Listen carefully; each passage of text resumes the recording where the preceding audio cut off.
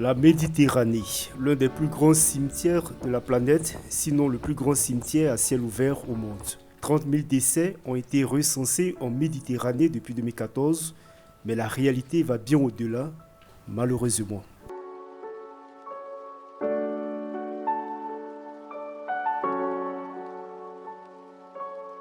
La tragédie qui se joue dans la Méditerranée l'est tout autant en Afrique du Nord, point de passage des candidats à l'immigration clandestine. La Tunisie est, avec la Libye, le principal point de départ pour des milliers de personnes exilées qui cherchent à rejoindre l'Europe.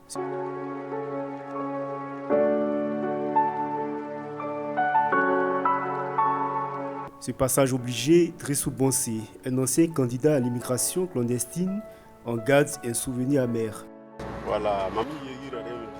La façon dont j'ai quitté mon pays en 2010, ce n'était pas à cause d'un conflit ou quelque chose d'autre. C'est juste parce que les affaires ne marchaient pas très bien. Quand nous sommes partis, le voyage ne s'est pas passé comme prévu. On a trop souffert sur la route. Son aventure commence en 2010, alors vendeur ambulant dans son Zabré natal, Drissou Bonse décide de partir, sans doute poussé par l'espoir d'un lendemain meilleur. Il n'avait jamais pensé, confesse-t-il, que son départ du Burkina Faso serait un chemin de croix. Sa mésaventure commence au Niger. Le jeune homme essuie alors des revers, d'énormes revers d'ailleurs. À partir d'Agadez, avance-t-il, il était sans sous. Il a fallu donc compter sur de bonnes volontés. Je suis parti avec 200 000 francs CFA. À l'époque, je venais de me marier. J'ai donc remis 30 000 à mon épouse. Donc il me restait 170 000 francs CFA. C'est avec cette somme que j'ai quitté le Burkina pour le Niger. Grosse galère entre-temps, on s'est retrouvé au Tchad pour la Libye. J'ai payé le passeur à Agadez et il ne me restait plus rien.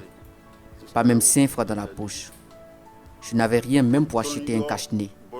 J'ai dû utiliser mon débardeur pour me protéger d'Agadez jusqu'en Libye.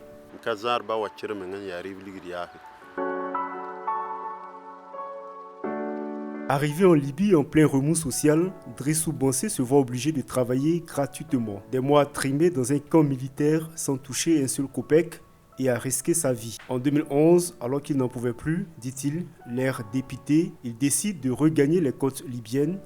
Le point de non-retour, clame cet aventurier. Quand nous sommes arrivés en Libye, il y avait la grogne sociale qui a dégénéré en conflit. J'ai eu un travail dans un camp militaire en pleine guerre civile où les bombes éclataient partout dans la ville. J'ai travaillé 3 mois sans salaire et ça m'a mis en colère. Un soir vers 22 h, j'ai pris la décision de ne plus y travailler, même au péril de ma vie.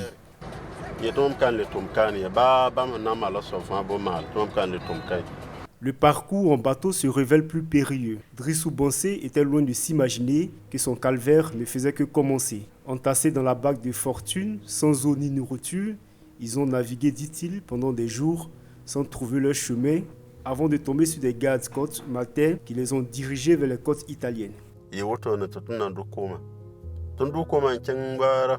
On a passé 2 jours au milieu de l'océan sans savoir où partir, sans manger ni boire.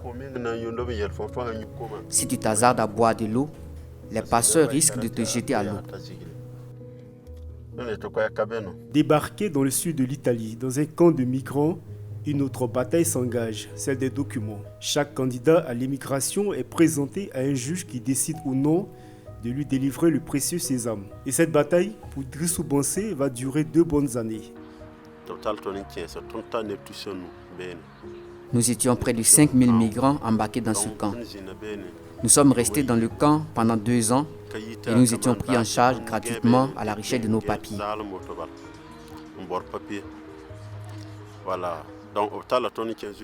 Après cela, nous avons été jugés. Ils nous ont demandé pourquoi nous avons quitté nos pays.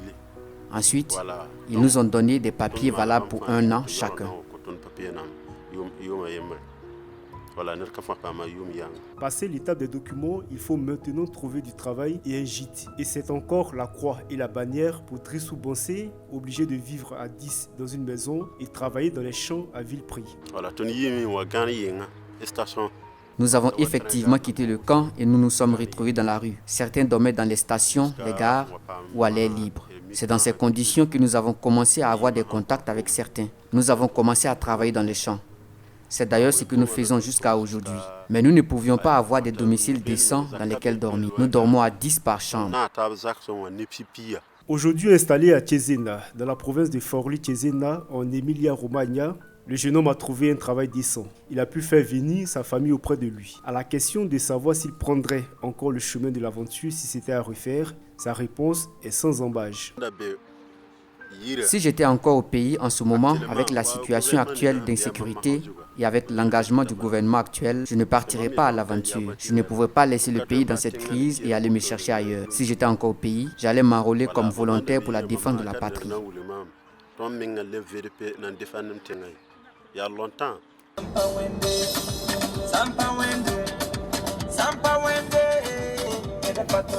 Drissou Bansé a eu sa chance, mais combien sont-ils ces milliers de subsahariens, burkinabés, ivoiriens, nigériens, maliens qui périssent dans les profondeurs de la Méditerranée dans le silence coupable des gouvernants de leurs propres États de l'Union africaine.